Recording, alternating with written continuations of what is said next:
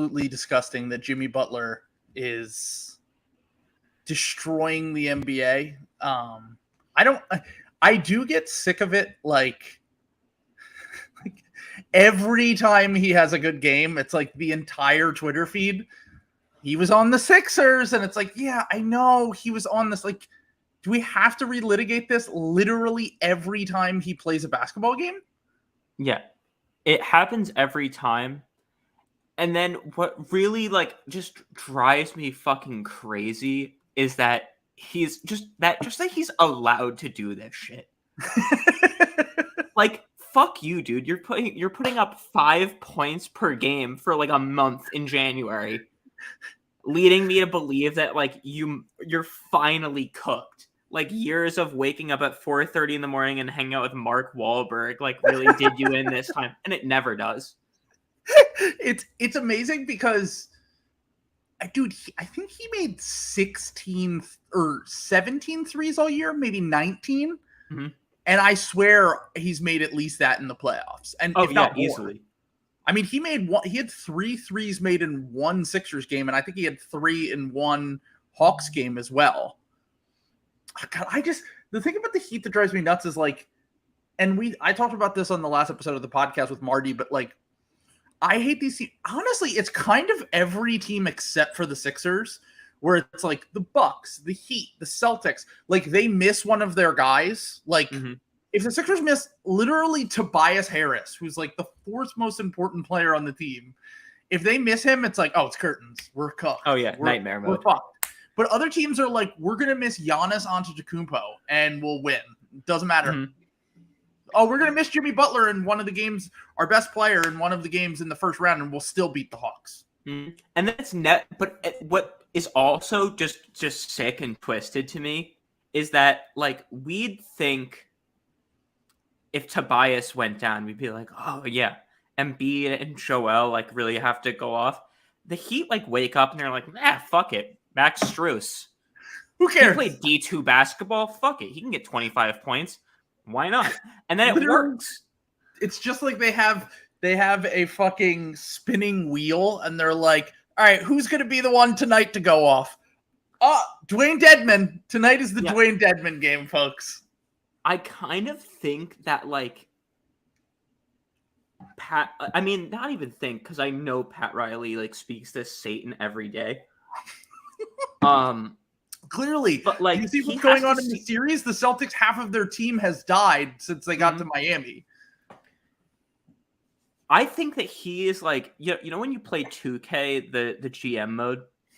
Yeah. And how it gets really easy because you can see what the potential ratings, like the minimum and maximum for every guy is. I believe that he just has access to those, and like Daryl Morey has never seen such a thing in his life. It's for some guy that's like locked into the metaverse. He has no like ceiling and floor rating on a play. Like they're getting ceiling and floor ratings for like the 67th ranked player in a draft that doesn't even get drafted. Mm-hmm. They just were like, we'll bring him in for training camp. We'll see if he's worth a flyer. And then he comes in and he's like Gabe Vincent. And he's like, oh, a solid starter in the NBA in his 3rd year. Even though where did Gabe Vincent go to college?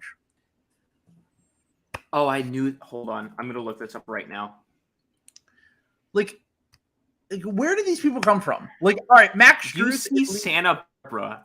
Come on now. Come on now. Is that even a real place? Let's be honest. We're going to take a look. We're going to take a look at this shit. Oh, and he played internationally? Where? He's a generated 2K player. Agreed. Not real. Gabe Vincent. Yeah, these stats aren't even good at UC Santa Barbara. His senior year he put up 12 points per game. That's so fucked up. I'm genuinely shocked he didn't average like 17 points a game in the Sixers series. I thought he was going to cook us. And by the way, they're better with Gabe Vincent than they are with Kyle Lowry. Oh, 100%. That was the coffin, yeah. Because as soon as Maxey couldn't just be like, I'm faster than you. Like, it's over. It's curtains. That's how he's running down the... Yeah. Yeah. that is how Tyrese looks. But no, back to the Pat Riley thing. I think he has stolen the luck of the Irish from the Celtics. This man is one, Satan, two, like, okay, what is going on with the Celtics?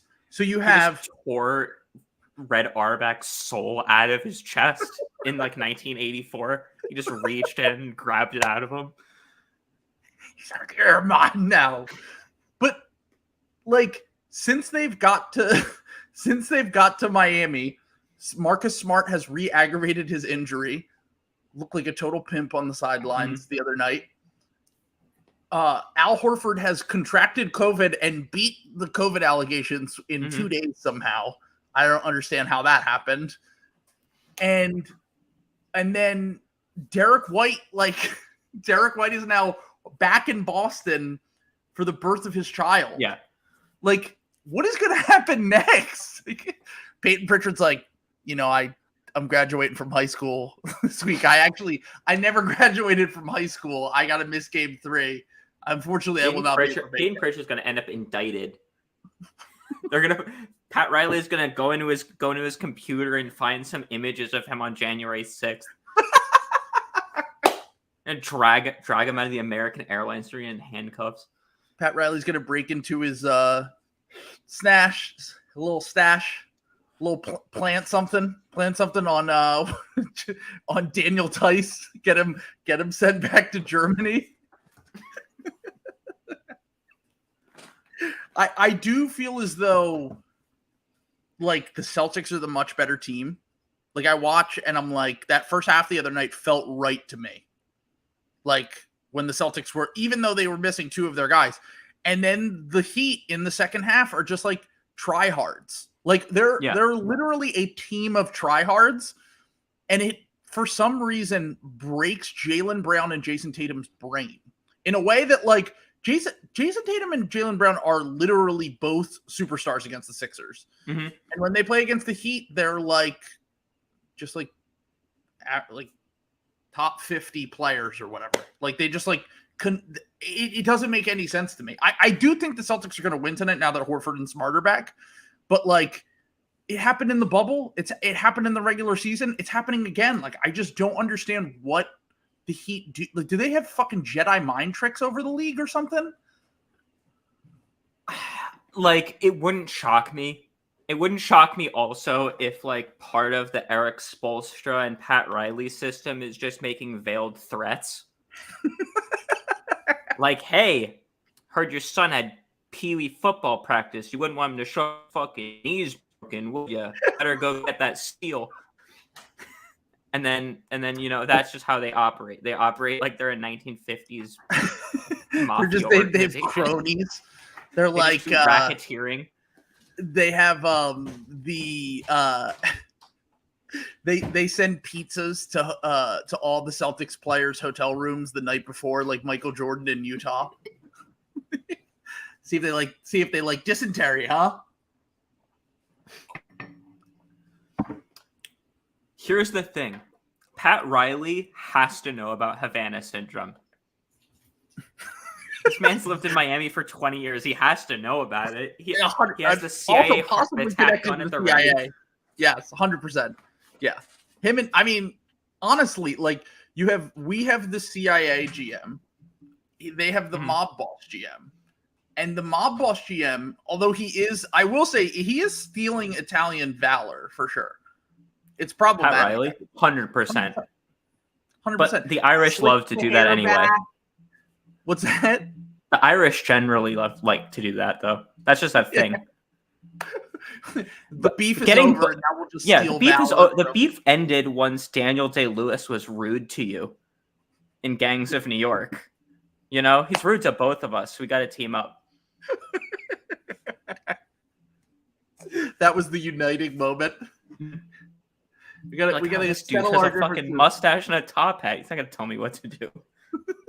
Stick it to Daniel Day-Lewis. By the way, Maxi Better Sadly, you can buy the mug in the description.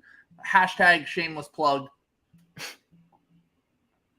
We're pushing shit now, folks. So, all right, prediction for tonight. What do we think What do we think happens here? Who you taking, Celtics or Heat? Do me a favor?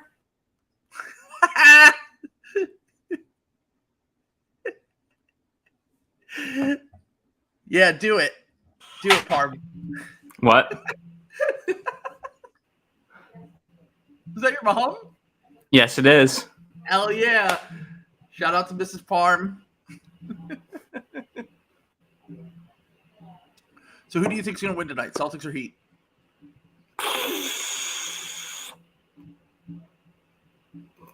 I'm going to say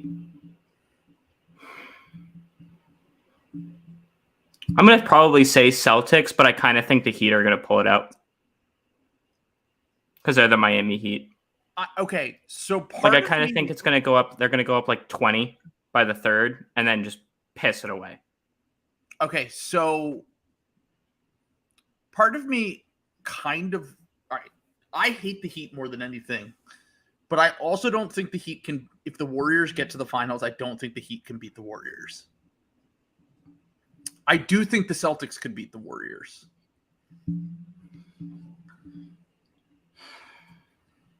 If the Mavs make it, that's a whole different story. I don't even know. I think both of these teams could beat the Mavs. What's interesting about that is that because I agree, but that's partially because I think that the Heat and the Warriors similar thing. Like they both just pull rabbits out of their ass all the time. Yeah, they're both like Juan Toscano Anderson and Damian Lee, like that. There's no between those. I think Vince and Max. Yeah, and they're like the ball movement teams. They're like the NBA nerd. Like every podcast loves them. They have culture. They have the propaganda networks that work on their behalf. I was playing NBA 2K. The Warriors propaganda network is so powerful that I was playing NBA 2K earlier, and James Wiseman won Finals MVP in the simulation of the season that I did. He's simply goated in 2K though. He's so good. He's just a fucking animal. He's like Shaq.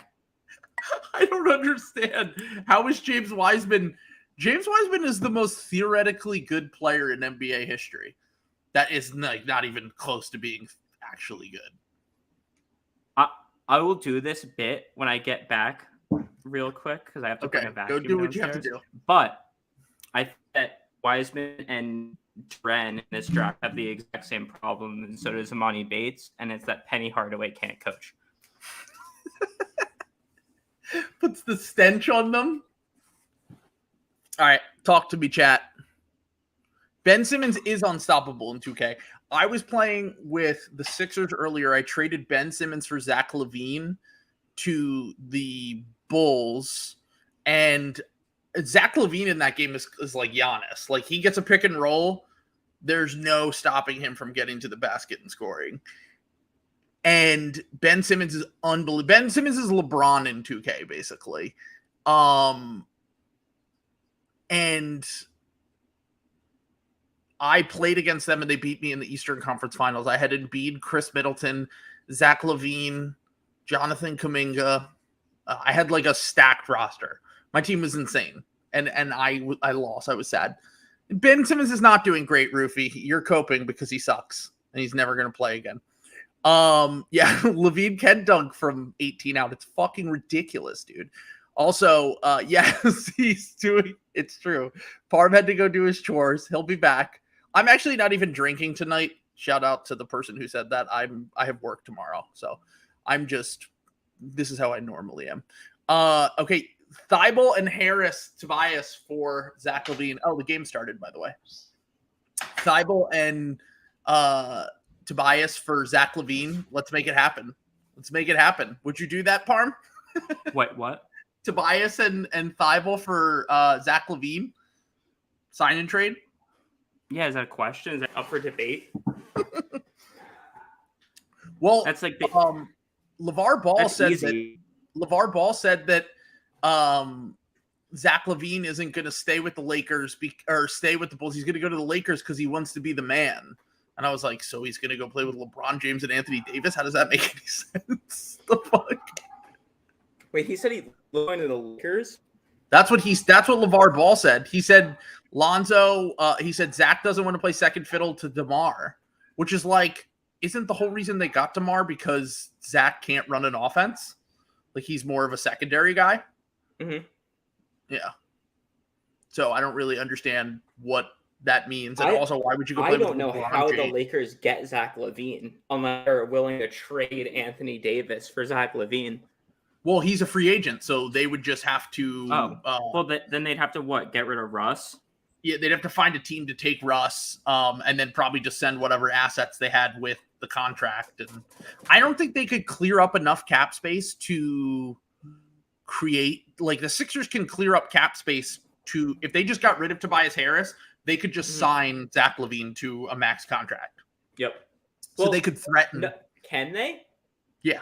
I thought you needed to trade Tobias. Oh, and Harden get rid of Danny Green, and then Harden has to take like $30 million a year.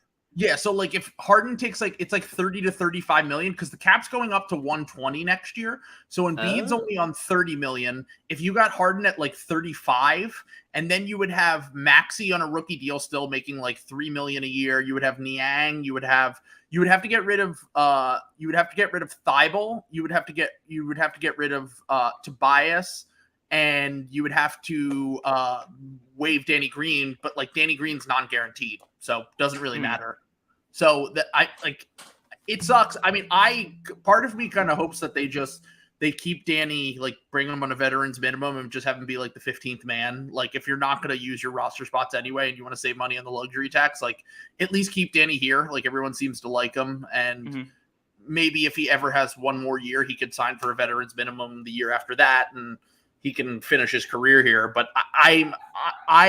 the Danny injury definitely throws a huge wrench in their offseason plans, because he was kind of the guy that they could use as a salary match if they needed to make a trade. And now they only have Thibault and Korkmaz if they can't get rid of Tobias. But if they send out Tobias, they have a ton of salary matching, but they have to use their picks and young players to get off of the Tobias contract. So that's why it's complicated. My thought is that I think to get rid of it, I kind of think Danny Green's done. I don't want to say he's done. I think he is too. I feel bad. I kind of think he's gonna do the like Charles Barkley thing, where he'll come back on his own terms, but he'll be like basically an assistant coach for the San Antonio Spurs and come and play like 3 games. Right. In a lost season before they get Vic Wembanyama or something. Well, he could just go on his podcast and criticize Patrick Beverley for a year. You just do that. That was so funny. Him responding, Pat Bev responding with like just calc metrics of like him being a picture of the TV. Yeah. Yeah. Hey, by the way, look at these numbers, baby. The Heat can't miss again against the Celtics. Unbelievable. My thing about the Heat is their defense is really good, but like their offense is just so fake to me. I don't understand. Like all of their offense is just like tough shots and like Giannis, Derrick Henry fullback drives. Like they're the only team that has like this well, the Warriors too, but like them and the Warriors are the only. Unbelievable, dude. They literally cannot miss right now. They're the only team that had Jimmy 3. No, Jimmy didn't hit a 3. Did he? Oh, okay. Jimmy long 2. I'm a little behind. That's gross. No, you'll see even more from here. But my thing with Miami is like most teams when they get to the playoffs, the defense, especially when you're going up against a good defense like the Celtics, like the Sixers defense wasn't nearly good enough to do this, but like over the course of a series, they kind of figure out how to stop your ball movement bullshit. And then it comes down to like one-on-one scoring, whoever can hit tough shots at the end of games, whoever can like kind of just like grind out points. And the Heat have no one who is like an elite shot creator for themselves. Like even Tyler Hero is an elite one. Like he's good, but like Jimmy's literally just like somehow unstoppable in the half court in the play. I just don't understand it. Like it literally makes no like it hurts my brain. Yeah, like he's doing like LeBron James shit. Like when LeBron used to carry like the Cavalier, like the first Cavaliers team, like he's doing that, and he's like not a young guy. He's 32. Yeah, like when he signed that max extension, the most recent one, we were all like, "What the fuck are they doing?" Like you're signing Jimmy Butler, crazy, who just had the worst playoff series of his career at 31 years old, and now you're going to sign him to a 5-year max contract. Like, and he's going to be 37 at the end of that. Like, it seemed insane to me. Yeah, it is insane because every other guy that got this deal is bad. Yeah, like every other, like Mike Conley fell off. Yeah, Gordon Hayward, they're already looking to move Gordon Hayward. He has like 3 years left on that deal. They're already trying to trade him. Yeah, 2. Yeah, 2 years left. But that's halfway through the deal, and they're like, "See ya." Kyle Lowry, Lowry's not nearly the same. But like somehow, I mean, but I guess you would apply the same logic to Kyle Lowry because he plays for the Heat. But I was going to say,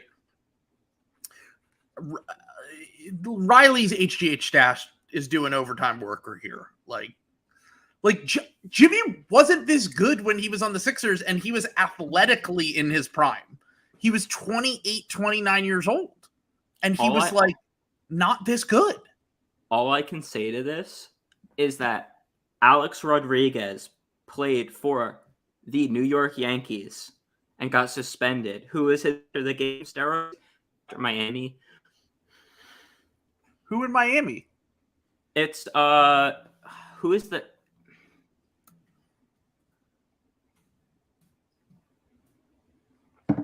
Dr. Anthony Bosch.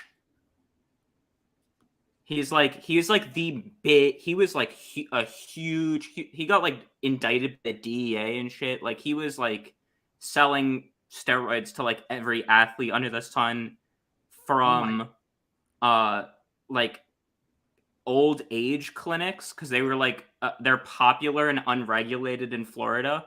So like he just would get a bunch of illegal steroids and HGH and like say that it was like an anti-aging like Botox kind of situation that also just had every pro athlete like in the prime of their career like showing up getting steroids. So do you ever see the episode of Bill Simmons show that he had on HBO where Mark Cuban goes on and argues that that players should be allowed to use HGH?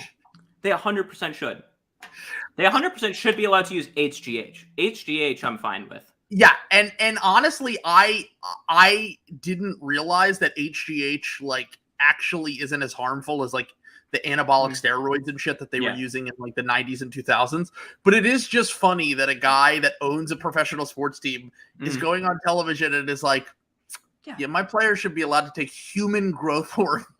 Like the name itself makes it sound like he's like, it doesn't even necessarily give anyone a competitive advantage. Like there isn't that many downsides and blah, blah, blah. And then I'm like, you just want to give all of your players like drugs, basically. Well, you have to think he's cubes, right? So he's like, I'm huffing all of this adrenochrome. I'm fine.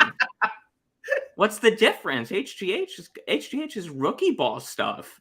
He's like, look, I was just on a plane with my boy Jeff, and we were housing some of that chrome, baby. No Google. But who are we rooting for? I'm personally rooting for neither of these teams to win. I mean, I once again, I personally like the players on the Celtics more. I like Jason Tatum. I like Jaylen Brown. Marcus Smart's got dog in him. I love Time Lord. The only Celtics player I hate is Al Horford. The thing I hate about Al Horford is that he comes across as like this, like, yeah, team first, like I love my guys and like whatever. And then he's like, just like not getting vaccinated, even though it could fuck up the team. And like clearly one of those guys that's like talking shit behind players' backs and like in the locker room, whenever things go wrong, he's always like like he's always like making like snarky comments and shit. Like I just hate Al Horford. I hate their whole family, but that's another He point. just wants to just let him drink his chocolate milk in peace, dude. He's like an old man, and I'm like, I don't want like that season that he was on the Sixers, I was just like, I just hated his vibes. He came off as pretentious. Mm-hmm. So I have been unabashedly critical of Al Horford all year. I've been saying he's washed. He was at the beginning of the year. Yeah. To his credit, I still think he's washed.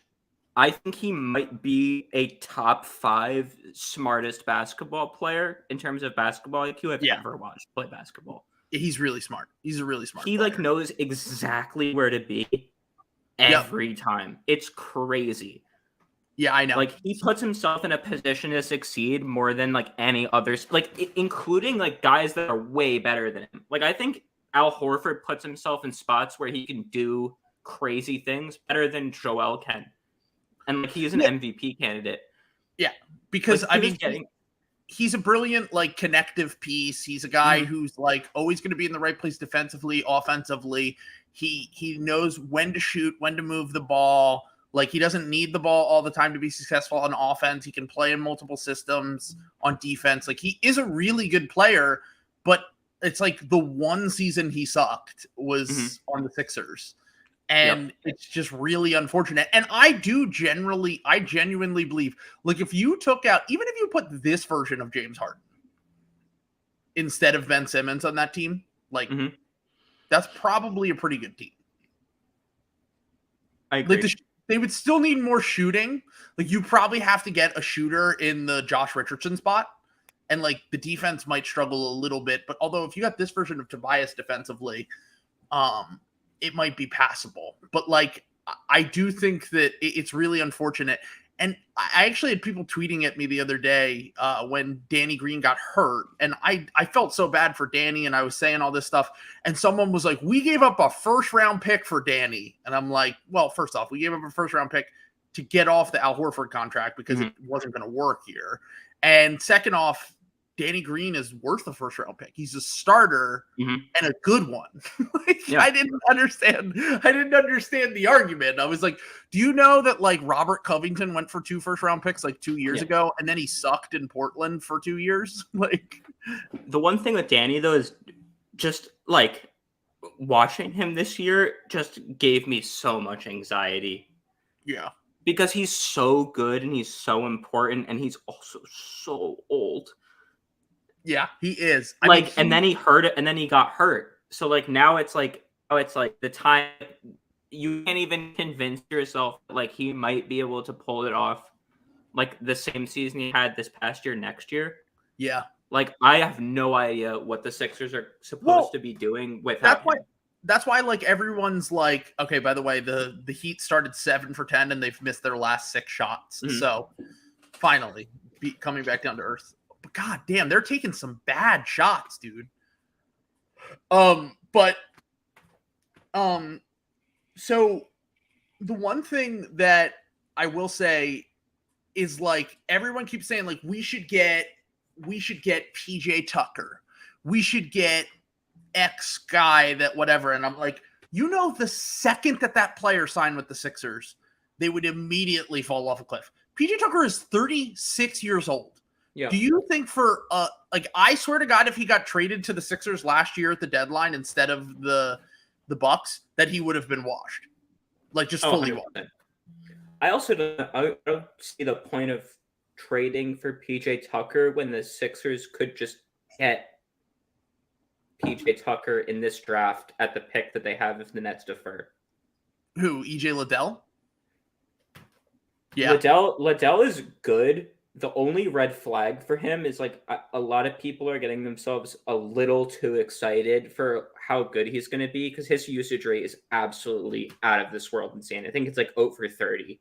Yeah, I mean, but he could. I see a little. Shoots fucking no shots. Like as long as you're keeping your expectations low, I'm totally down for him. I like EJ Liddell. I mean, I think EJ Liddell will be in that Grant Williams, PJ Tucker. Like guy who just shoots a bunch of threes, keeps the ball moving. is good. I honestly think he could be. His defense is really good. Like he doesn't look like a really good defender because he's like a scorer on offense, so you don't typically think of that. But like his steal and block rates were like insane, and he got better every year on both ends. Like I think one of the most underrated things when you're drafting upperclassmen, especially Celtics are back in this game, by the way. But oh my God, Tyler Hero just had a chase down block. That was a foul. But that's absurd. One of the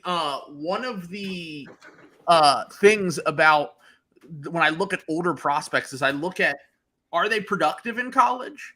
And is it like a translatable production where it's not just like everyone likes Keegan Murray. And I'm like, I don't see that guy's game translating to the NBA, like on the level that people think it should. Like, I think he'll be a fine scoring wing type rotational guy, but like he's not worth the 5th pick in the draft. Like to me, his ceiling is like Tobias Harris. Like the best case scenario for Keegan Murray is Tobias Harris to me, which is fine. And like, if you have the 5th or 6th pick, like that's generally speaking better. But like, to me, that's like the best outcome for him. I would say Rudy Gay but like basically the same kind of thing. Yeah, same realm. I mean, like Rudy I think he's a little bit less of a guy who's going to be because Tobias was like a journeyman for like a while before he kind of cemented himself as a good player. I kind of think that he'll be around for a while. Keegan Murray will be around for a while. Maybe he like makes an all-star team on a team that's like the current Grizzlies type of construction where it's just like a million fucking guys and you're like, all right, pick one. Yeah, it's like he's like the third guy on the Grizzlies or whatever. But like, I don't know. To me, I don't really see the thing about Keegan Murray is like, I don't really see. Yeah, that was a clean block. That shouldn't have been a foul on Hero. I don't know why they called that. But the Celtics have come all the way back. They're up to Peyton Pritchard, Danny Ainge's final muse in Boston just hit a 3. But the only man in Boston willing to respect Lucky. The only one left. My favorite thing else is just stepping on him. My favorite thing about the Celtics is that like the fans have always loved like white players for obvious reasons, but the funny thing is like they have all of their like end of the bench guys are white guys and they never play. Like Matt Ryan, who I learned was a human being recently, Sam Hauser, Sauce Castillo. Like they're like, look, we'll have white guys on the team, but we're never going to play them except for Peyton Pritchard and sometimes Daniel Tice. It's because Cubes is stealing them all. It's true. It's very true.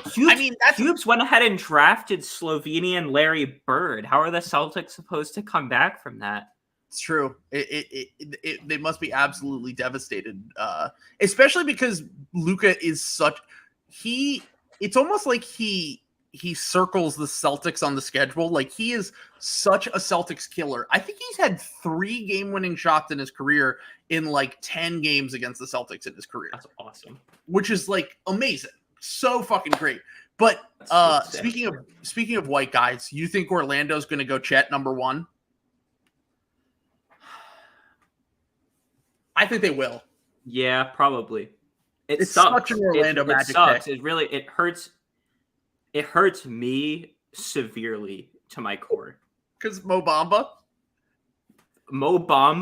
in the dirt. Bol, you might as well just pour 6 feet of dirt over the guy and put him in a casket. I forgot they're both on Magic. Yeah, I'm begging someone to just let him cook. I do not care. Pick a team.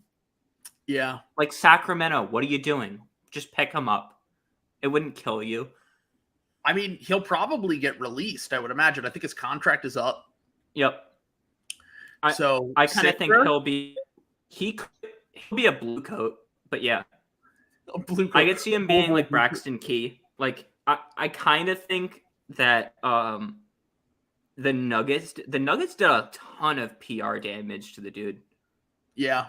Because when they traded him, Like, they traded him and then immediately released, like, all of that shit about, like, how him and Mike Malone have beef that was extremely one-sided. And then, like, he never played again. Stop the propaganda machine against Bull. Like, oh, I'm sorry, Mike Malone. I'm sorry, this man is 7'2" and from Sudan, and he's not a white 300-pound center. I'm sorry, that doesn't appeal to your delicate sensibilities, sir. Actually, I'm sorry, he can't be Mason Plumlee for you. I heard that Tim Connelly was so broken up that he had to trade Bol because of Mike Malone that he took the Minnesota Timberwolves job. Really? Is that a meme? Because that would be really funny if true. He goes because I kind of think like Naz Reid is just the what Bulba was beef, and like a little less skilled. Like you're trading a little bit of skill for beef. You know, so it fits in my head.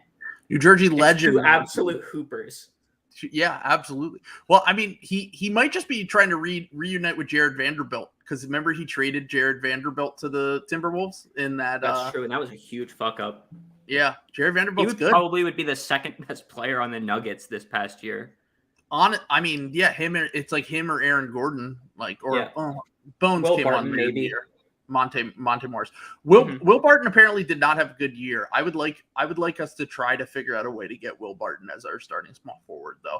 I don't know if his defense is good enough to be our starting small forward, but he is a bit of a hooper and a dog. All right, Celtics are figuring it out now. They're getting open threes anytime that they fucking want. Okay, I need to ask this person. So we get Eric Gordon, Harrison Barnes, Richaun Holmes. Okay, so this is the trade. We get Richaun. First off, the trade's already done because Richaun Holmes, the Sixers will never – I don't know how many times I have to say this. The Sixers will never spend money on the backup center position if Joel Embiid is the center because Richaun Holmes makes like, what, $12 million a year or something? Yeah, and he can't play the 4. Right. So that's not going to work. So that's out of the window. Eric Gordon, Harrison Barnes. Okay, the Rockets get Danny. Well, Danny, they would have to guarantee Danny's contract and pay him $10 million to not play. So that's not going to happen. Danny's not getting traded. Danny can only get traded if we give a pick. Like if we gave a first round pick plus Danny's contract, then a team might be like, fuck it, we'll pay $10 million next year if we can get your first round pick. But at that point, like just release Danny. Like, I mean, you're not getting back a player good enough to really make a difference that you couldn't just draft, like that you could just get like a guy who you can kind of plug and play if you get him at like 23 or whatever.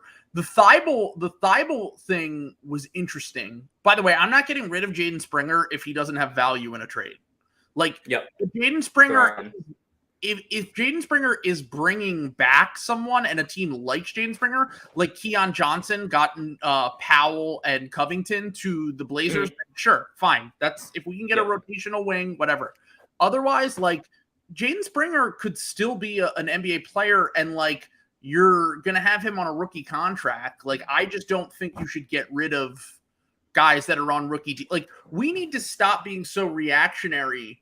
Because look at all the teams that we're jealous of. By the way, Jimmy just hit a pull-up 3, but Boston was on a 17-0 run before that.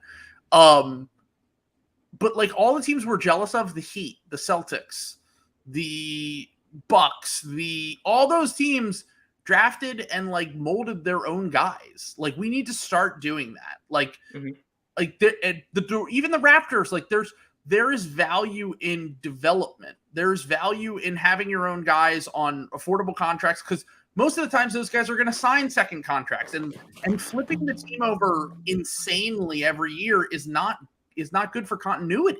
Like it's just not like not having the same dudes in the locker room. Like we've exhausted all of these fucking assets and all this shit that we've traded throughout the years to just have like the same. We've only had like the same 3 or 4 guys on the team. Mm-hmm. It's Korkmaz, Shake, Tobias, and Embiid are the only ones that are still here from the 18-19 team. Mm-hmm. And Korkmaz and Shake didn't even play on that team. And people want to get rid of Cork anyway, which I also think is crazy. I want to get rid of Cork? No, I've heard people being like that. They just would dump Korkmaz Oh, I for a wouldn't bag of dump mulch. Korkmaz. I would just explore Korkmaz trades because one, he's going to have value as a shooter making $5 million a year.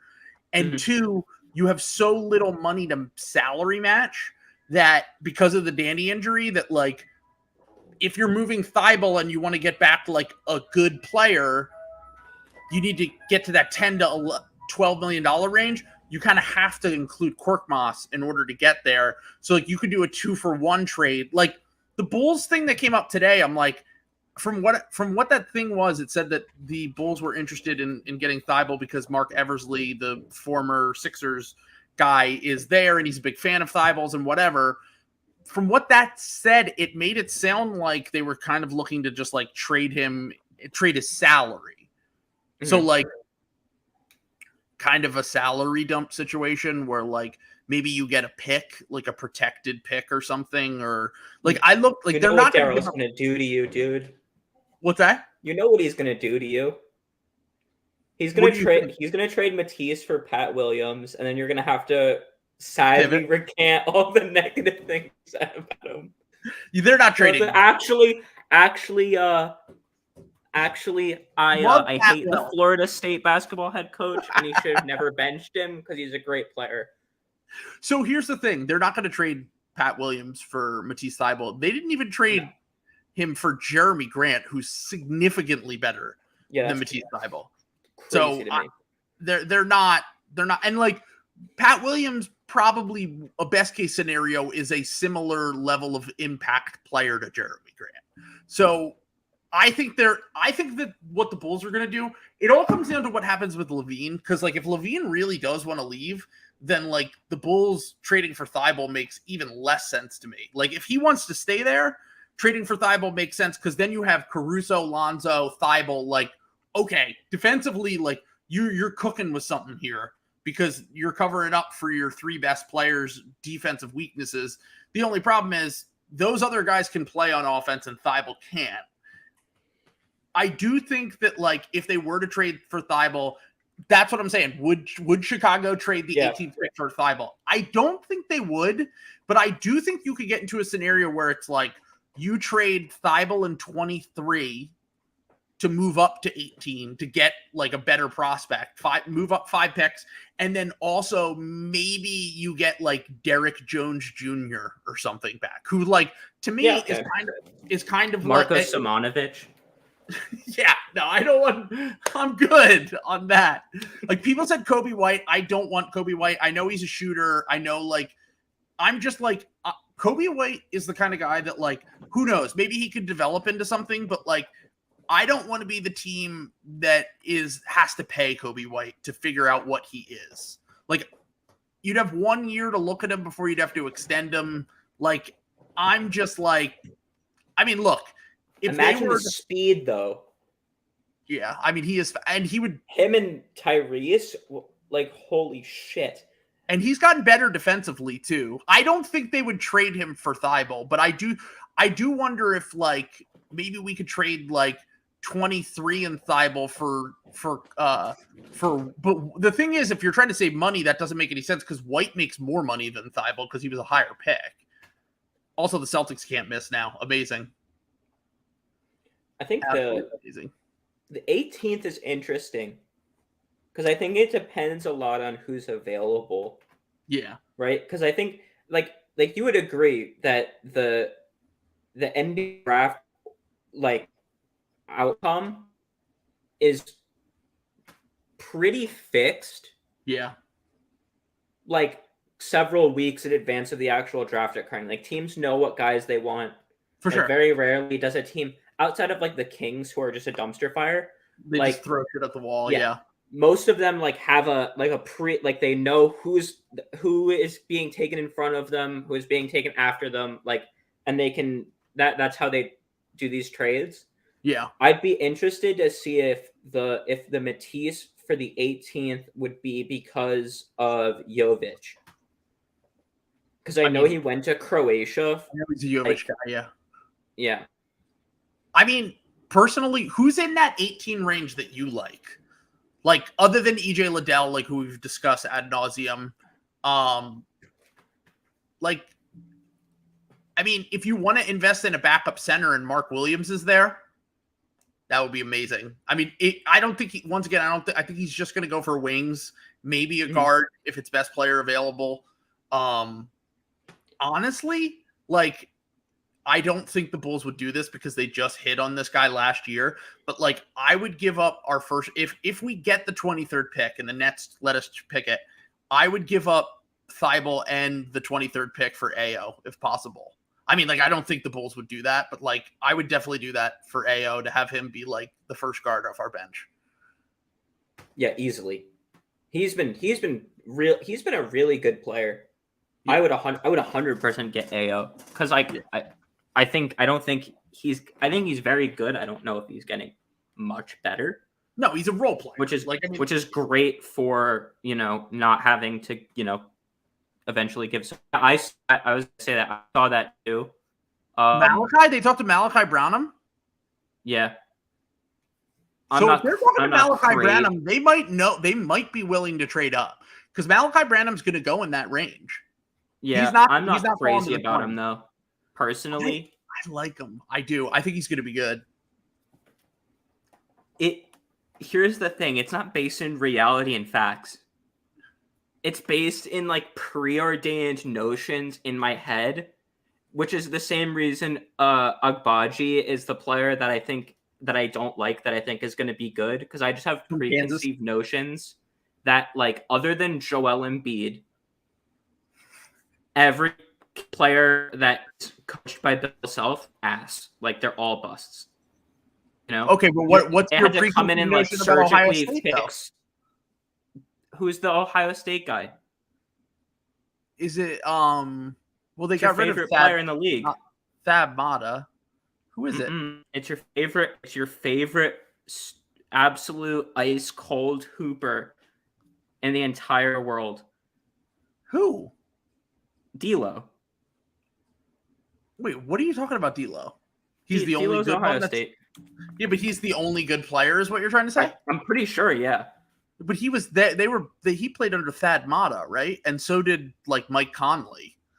Like they very rarely have good players. I'm not saying that Ohio State is like churning out NBA players, but we also like EJ Liddell. They do have Jae'Sean Tate, who's kind of a dog. He's good. Yeah. I actually would love for the Sixers to try to get Jae'Sean Tate this offseason. He was one of the guys I forgot on my like defense and rebounding issues would be solved with Jae'Sean Tate. We do like EJ Liddell though, and he went to Ohio State. So like, why is Malachi Brownham like the only one that is not good because he went to Ohio State? I think Malachi Brownham is going to be good. I think he's like Spencer Dinwiddie-ish. It's not logical. It's just like he's a hooper. He's from Ohio State. I think D'Lo. That's right. And I don't like it. Sixers legend, number 2 overall pick, Evan Turner. We forget that he went to the Ohio State University. Also, like completely that Alonzo Gaffney went there. Doesn't it just take one crazy guy to me? Doesn't it just take one guy to break those curses though? Of like, oh, no good players ever came from San Diego State University, and then Kawhi Leonard went there. Yep. Oh, every time. Yes, absolutely. Yeah, it is none of that is based in like actual logic. Like he's a good shooter. His usage rate is like a little high, but it's fine. Like it's about what you would expect for a guy that's like absolutely balling out. That's a little bit of a stretch. It is, yeah. I don't think that he's a little than Chris Middleton, but I see the comp. Yeah. Isn't he more athletic than Chris Middleton, but like not nearly as good of a shooter? His shot creation's good though. Mm-hmm. His shot creation's very good. I mean, he is a little bit middle. I would say the one thing that is like close to Middleton in his game is like where you'll be like, oh, is Malachi Branham even playing today? And then he'll score 30 points in the second half, and you're like, oh, yes, he's very good. He did that like multiple times I watched him this year. He doesn't fit into my Sixers draft matrix, though. By the way, the Celtics are running the Heat off the court. They're up 21 now. Yeah. Oh yeah. My Sixers drafting is only like big boys and the thinnest dude ever. Who's that? Terkavian Smith. Is that? I've never even heard that name. From North Carolina State. He's like shooting up draft board. He might be a lottery pick. He went from like middle of the second to like going to the combine. And he's just fucking cooking. Yeah, wow. He's just he's like if you mix together John Morant and Isaiah Joe. Okay, that sounds like the greatest player of all time. But here's the catch. How much do you think he weighs? I'm assuming very little. He's been bulking up for most of the offseason for this combine. What do you think he weighs himself in at? 180. $164. And he's 6'4". That's like Chet stuff. Yeah, he's like and so Isaiah Joe is the same way. Isaiah Joe's like 6'5", 165 pounds. Like he's very thin. They're both just like really, really, really thin, but like absolute lights out hoopers. Ratio. Isaiah Joe does not suck. Doc Rivers just hates the young people. This is why he loves the Lincoln Project, you know. Like if these things add up, you know. Learn ball. Doc Rivers, the only thing he cares about politically is raising the voting age. He's like, we should raise the voting age to 35. If you want to be president, that has to be like, you have to be 35 to vote. I feel like that's something that like a CNN analyst would put out to get young people to start voting in local elections. Like you're banned from voting in national elections until you're old enough to be one of them. I'm just telling you, Doc Rivers, he's running for president. He's quitting the Sixers job and he's going to run for president in 2024. It's going to be Trump versus Doc. Biden's going to step down. Would you trade Fetterman to the Sixers for Doc Rivers? 100%. The Sixers win the Heat series with Fetterman as coach right now. What about as a player? Because he's like what? He's like 6'10", isn't he? Isn't he like a massive dude? He's 6'10". I know he's big, but I didn't know he's that big. I thought he was like I think he's like NBA large. Like he's just like an absolute titan of a dude. Either that or he's like Tom Cruise level, like putting himself next to just like the shortest people in the world. He can start as power forward. He's massive. Yeah. I mean, he looks like an offensive tackle anytime I see him, so I'm not really all that surprised. Him and like Cory Booker. Yeah, the Celtics are Cory Booker's like 6. Cory Booker. He's like a huge guy. I have not thought about Cory Booker in quite some time. I think about him once in a while and how he like. Yeah, that's crazy. 6'9", dude. That's gross. That is insane. He would literally. You think Masai would love Fetterman? Masai scouting Fetterman. Does he shoot? I don't know if you saw this, but they were scouting. Who's the guy from Arizona? Maturin. Christian Coloco? No, Maturin. Oh yeah. Okay. They were scouting him, and I'm like, the Raptors don't have a pick in the first round.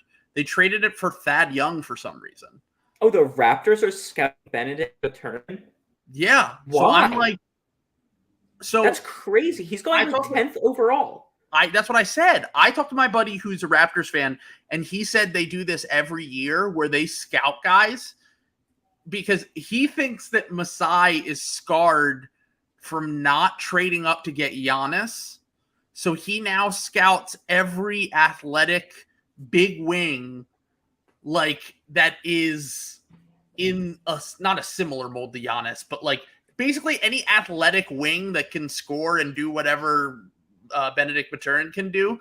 Like he is like, that's how you say his last name, right? Maturin? Is it? Or Mathurin? to be quite honest with you, that is area expertise. But anyway, he just scouts them because he apparently has PTSD from the time he passed on Giannis. Yeah, I had that video because of you. Too. I had that video from watching this podcast. It came up on my YouTube feed. You have what video?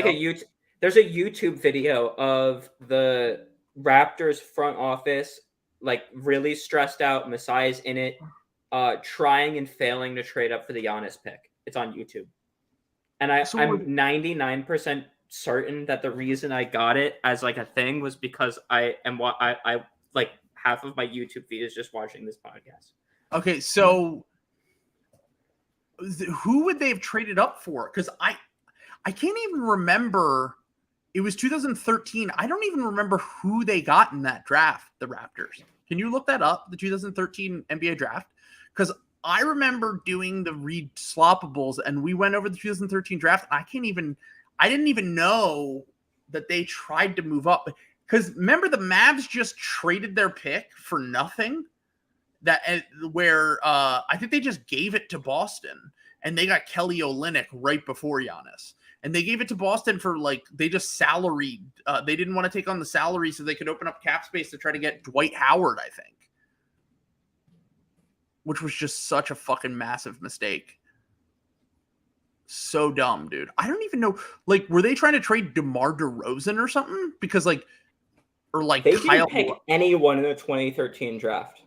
Yeah, because what happened was they traded their pick to Houston for Kyle Lowry. And then they traded that pick to Oklahoma City for James Harden. Jeremy Lamb. And then that pick was used for Steven Adams, and that was the Raptors pick originally. Oh.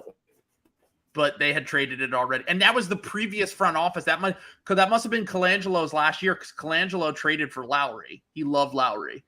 And he drafted DeMar in 2009. But yeah, so they must have been trying to trade DeMar or Lowry or something to get, because there's no way they had anyone on the team that was good enough to trade to get the 13th pick or whatever, the 14th pick.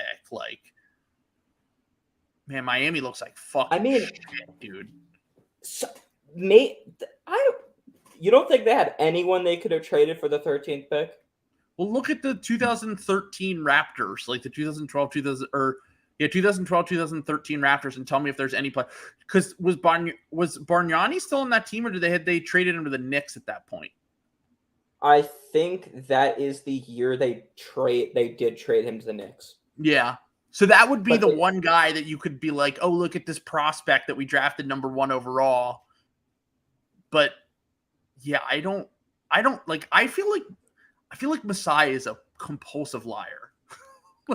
They had Rudy Gay, though. They had Terrence Ross. Okay. Valanciunas. Okay. They probably could have traded Rudy Gay at the time for a top 15 pick. Yeah. Everyone loved Rudy Gay.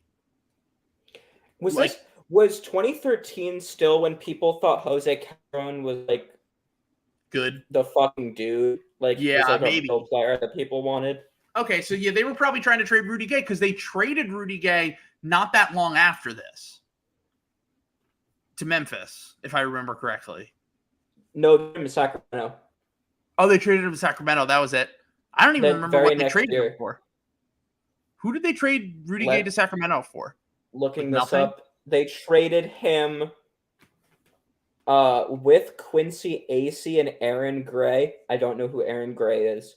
Yeah, to the Sacramento Basketball Kings for Chuck Hayes. Okay. Patrick Patterson, John Salmons, and Grievous Vasquez. Wow. Horrible. So that's an awful trade. Sixers and Plymouth Whitemarsh legend, John Salmons, by the way, who I didn't even know was in the NBA still in 2014. So good to know. Wow. That's fucking until 2015. I didn't even remember that. He was on the Pelicans. He grew up in the town right next to me, so I've known him my whole life. Well, of him, obviously, don't know him personally. But yeah, no, I had no idea he played for the Pelicans. Good for John Salmons. What a career. That's decorated, dude.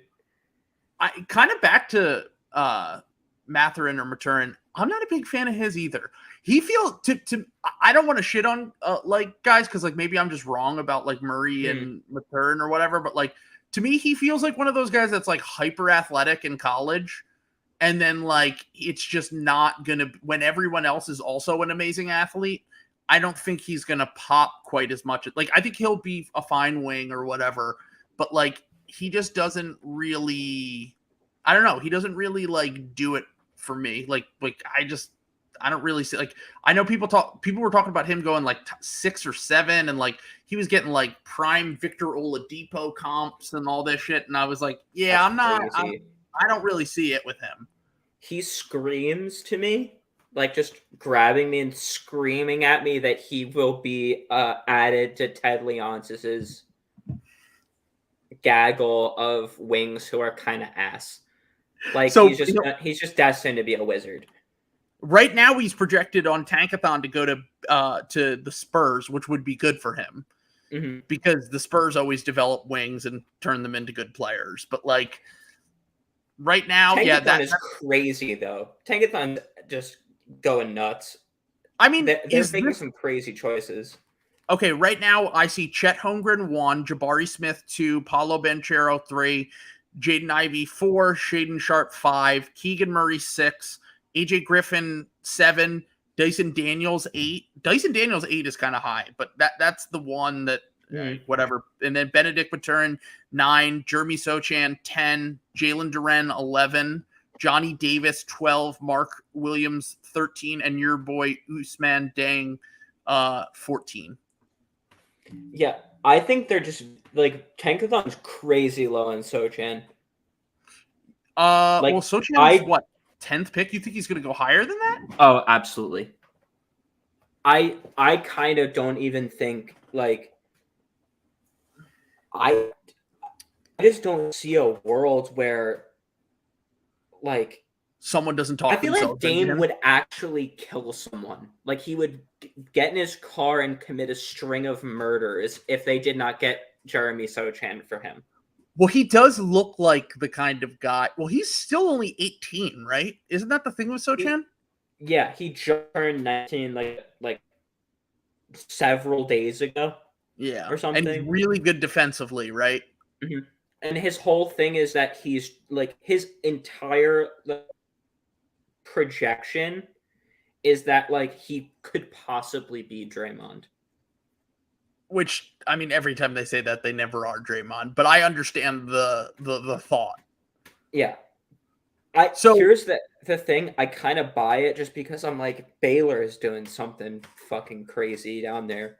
Like, yeah. And he's 19 and he's that for Baylor. Like, that's just like, he's got to be like absolutely nuts. So this Oklahoma City fan, Dame liked a tweet earlier. Did you see this? Dame's tweet that he liked? No.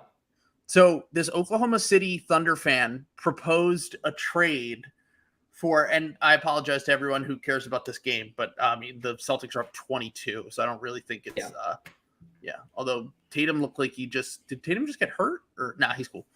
So, oh my God, no, they're up 25 now. So yeah, and it's almost halftime. That's so outrageous. I think whatever. But anyway, Dame liked this tweet that said the Blazers could get. So the proposed trade was like the Thunder send 12 and Dort to the Blazers for 7, which I don't think they would do. I don't think they're going to get rid of Dort, but this was the proposed trade. And then the Blazers flip 12 to the Pistons for Jeremy Grant. So they get Grant and Dort, and Dame like that tweet. And Dame is currently in working with the new general manager, Joe Cronin, with the Blazers to like look at trades and shit. And like, they really want Jeremy Grant. And like, they really might trade the 7th pick in the draft for Jeremy Grant. If the Thunder were to trade Lou Dort to move up in the NBA draft, what kind of highway robbery contract he's under. Yeah, but Like he's they only should got just 1 fold year the left. franchise. He only has 1 year left on that deal. It's his last year. This is his last veterans minimum deal, and then he gets an extension. But I do think they view him as part of the core, though. Like, I don't think they're going to move off of him unless, like, okay, so let's say like draft night gets here, and there's like AJ Griffin falls to 7 or something, and they really like AJ Griffin. Okay, maybe, but like historically speaking, the difference between the 7th pick and the 12th pick, there's not really any difference. Like the average 7th pick is rates out just as good as the average 12th pick, and Presti knows that. Mm-hmm. And also Presti, if he really wants to move up to like 7 or 8 or whatever, like why is he giving up Dort when he can just give up like 2 random first round picks that he has laying around because he has fucking 17? Well, because you're thinking rationally. You have to get into the fan brain where they think that it's like all an evil Presti plot for him to have 60 picks. Like he's gonna have the entire draft of 1 year and then just like lord over it and like deal out guys for more picks like a demon. Yeah, I mean, Presti has now realized that he can't move up in the draft to get into the top. Like if they didn't get a top 3 pick this year, I know that the Oklahoma City fans got mad at me. Well, they didn't get mad at me. It was just a few people kind of like pushing back on it. But like, I really do think they would have traded SGA if they didn't get a top 3 pick this year. I would have think they would have traded him, and they would have been like, we're tanking for next year. We're getting a top 4 pick next year. We're getting one of Wembanyama or Scoot Henderson or what the Thompson twins. Is that like the other like that? Those 4 are Imani like Bates. If he's going to like, come out and get crazy on a new team with a real coach. Okay, we'll see. We'll see about Imani Bates. If he's gonna make the best decision of his entire life and uproot himself and go to Newark, New Jersey to play for Shaheen Holloway, that will never happen. We're not doing that, by the way. That's cop behavior. We're not saying, oh, when are they going to investigate the Thunder? No, let the Thunder do whatever they want, because us getting mad at that is only giving into the authority that overthrew Hinkie. Fuck that shit. Also, tank forever in Oklahoma City. It's funny. People get mad. Also, like it's obviously a double standard, right? Yeah. It's a double standard kind of like by design. For sure. The NBA doesn't want Philadelphia to look better. Philadelphia is like the 5th largest city in the United States, huge market. Massive market.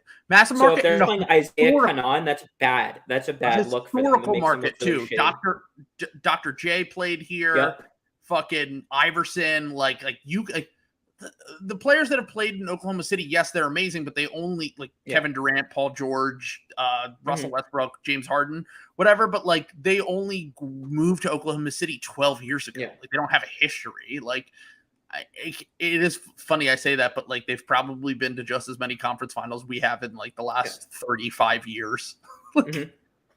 Also, like to be quite not to be like rude to the fans that are really passionate about their team and their city, but like if the Thunder or like the Sacramento Kings were so horrifically bad for such a long period of time that their attendance absolutely cratered, the NBA would say, yep, all right, we're just gonna move, because there are bigger cities, bigger markets that would love to have one of those teams. Absolutely. They'll just uproot them and move them. It's you can't do that. You can't have the NBA without a team in Philadelphia to look like Mickey Mouse. Yeah, exactly. Not to be Ty Dobert about it and what did you say about Mickey Mouse?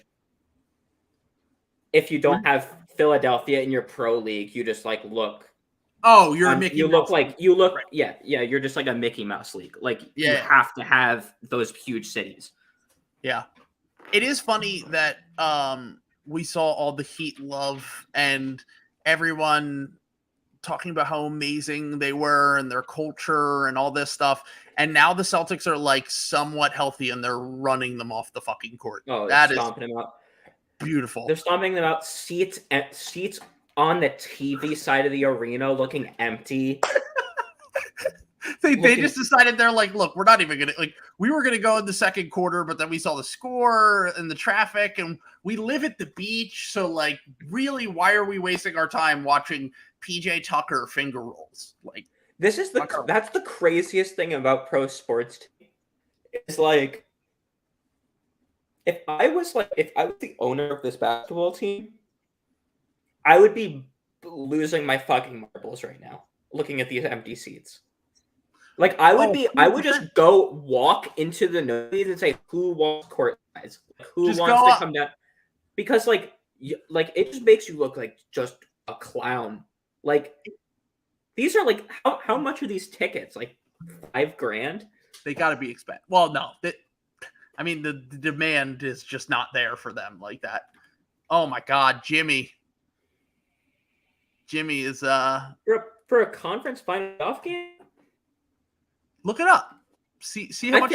I feel like there are used cars you could get for less than these tickets. Now, is it going to be like an Oldsmobile Alero? Probably. Miami does have money, but like, I don't know. Like, I don't think it's. I mean, they have crypto, like, and things aren't going well with that. So, man, Miami's trying all they can, dude. They're putting so much pressure on the ball, and it just does not matter, dude. The Celtics are about to fucking double their points, basically. They're on 30. Yeah, this is outrageous. This is how I felt. I felt as though the Celtics were the significantly better team. And I felt as though game one was Mickey Mouse because they didn't have Horford and Smart. And I think they're proving that to be correct so far. I mean, what's so shocking about this is that Miami's defense is literally terrible right now. Like, Boston's just getting whatever they want on every single possession in a way that, even though Miami, their offense sucks at times, their defense has always been good. Like, they had the number one defense in the NBA when Bam Adebayo was healthy this year. And they just gave up nearly 70 points in the first half to the Boston Celtics. That's what happens when your team's defense is decided by Republican Rudy Gobert. You know, I don't know what are you supposed to do with that about that. He changed his affiliation, by the way. Oh, did? Yeah, he changed to Democrat.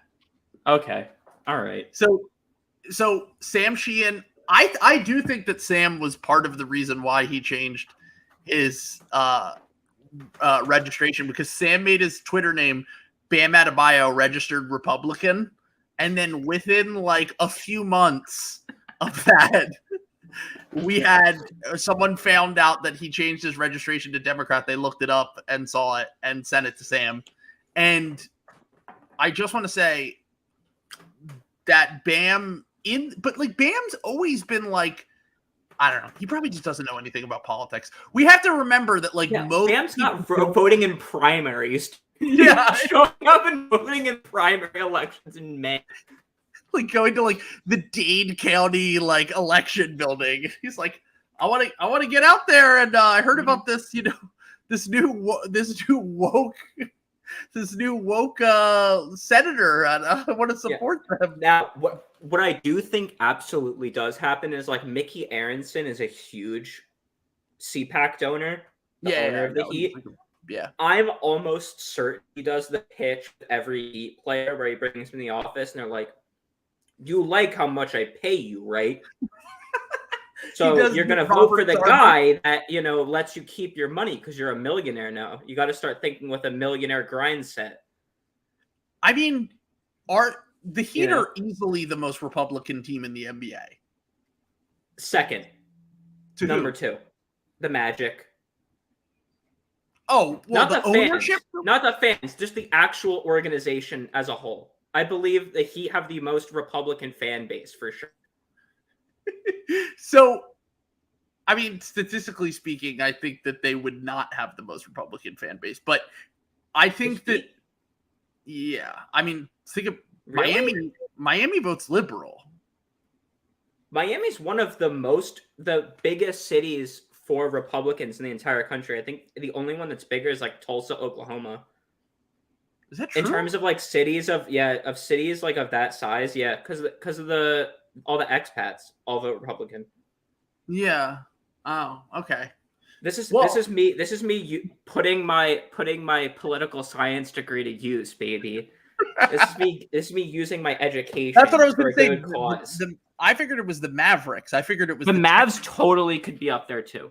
Yeah, I wouldn't be surprised. Dallas is another one of those big cities that goes for heavy for Republicans too. Yeah.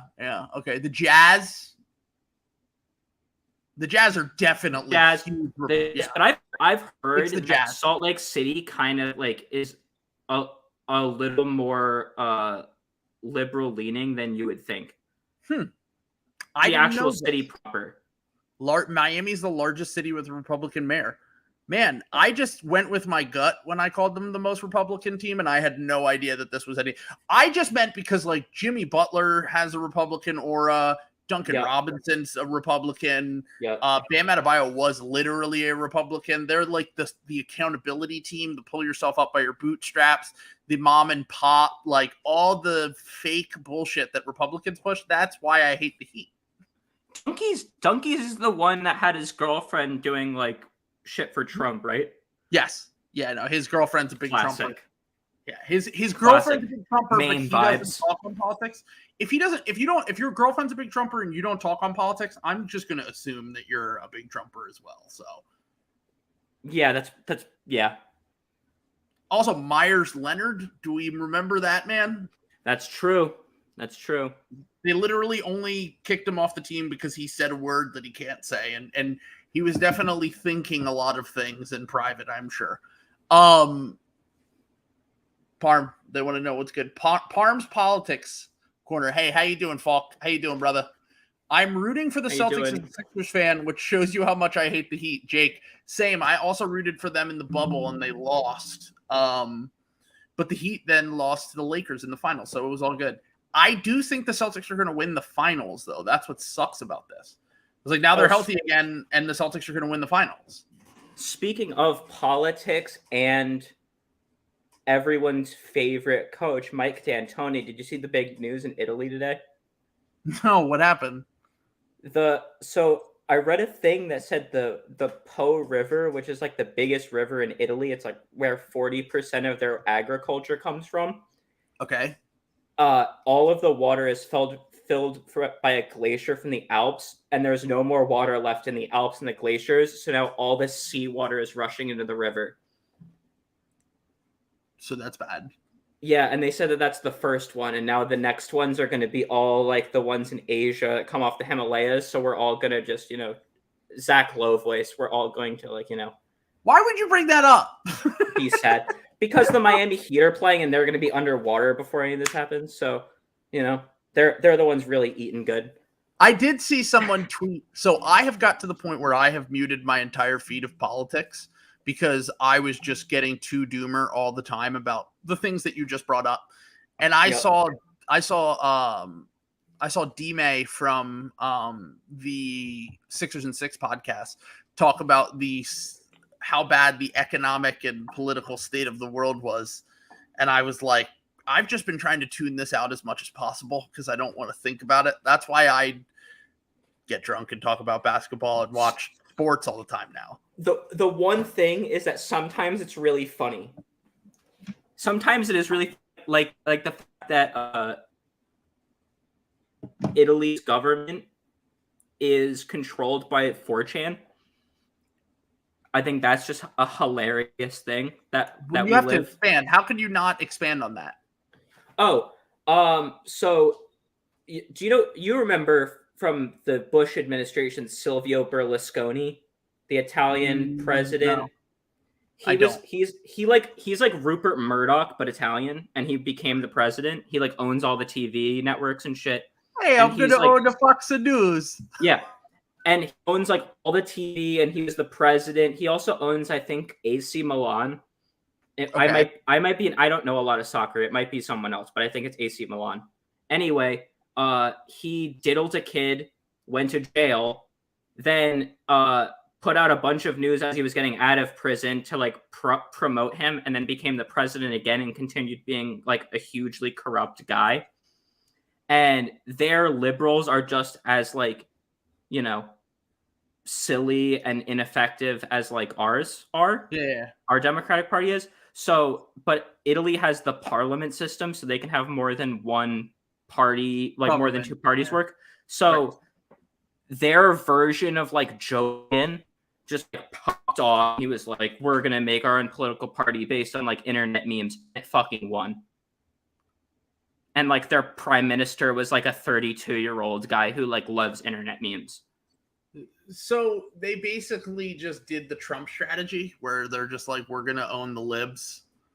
Yep. We're just going to own the libs with memes and like. Yep. But they also hate Silvio Berlusconi. Like they're just like a bizarre crew of dudes. I did see that, by the way, came up. Did you see that clip of? Yes. Yeah, the one time that man has ever been honest in his entire life. And people treated it like it was a joke. Broke my heart. Made me really sad. Dude, there are unspeakable things that should happen to that man. The fact that he is paraded around still is truly disgusting to me. But let's get off the sadder topic. Let's get back to hoop. Let's talk about David Roddy for a moment and how he's the biggest toss in the draft. By the way, I've already said the draft prospects I don't like, so I gotta say the draft prospects I do like. So I'm a big Paolo guy. I think Paolo's gonna be the best player from this class. Agreed. I like Jaden Ivey. Love Jaden Ivey. Okay.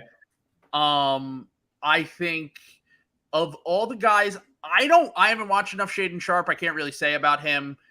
I don't think know anyone's watched enough Sharpe. Yeah, because he only has like the like high school shit. He confuses me more than anyone. He confuses me more than Chet does. Yeah.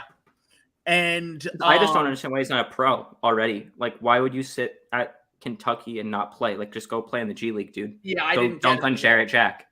Yeah, we talked about this. Go play with Jarrett for a year. You get your shit together, dude. Go like posterize dying corpse of Andre Ingram. Like, why are you waste? Like, they pay you money to do that. That's awesome. Andre Ingram. How long ago does that feel? When Andre Ingram played a game in the NBA? I have never been more happy about some guy in my entire life. He is my American University Eagle King. I didn't know he went to American. Is he? So he's what, 38 now? 39? And he still plays in the G League, yeah. And he still thinks that someone's going to give him a contract too. It's like, it's crazy. Wow. They were interviewing him during the G League Elite camp like a couple of days ago, and he was like, yeah, I love the G League, but like I have to talk to myself and be like, why are you still playing in the G League? Because I think I'm an NBA player. I'm like, you're 37, dude. Like, yeah, hold on. You're on the G League Lakers because you're essentially a coach now. Yeah, he's 36, almost 37. Yeah. Unbelievable. Good for him. Wow. The only other American University Eagle to ever play in the NBA was Kermit Washington, who's known for breaking Rudy Tomjanovich's spine by punching him in the mouth too hard. Holy shit. Yeah, awesome. Wow. Don't fuck with Kermit. Don't fuck with a a man who is named after a frog and the first president. That's wild. Okay, so the guys I like in this draft, outside of like the top guys that we've mentioned. So I like Ivy, I like Paolo. I think AJ Griffin's going to be good.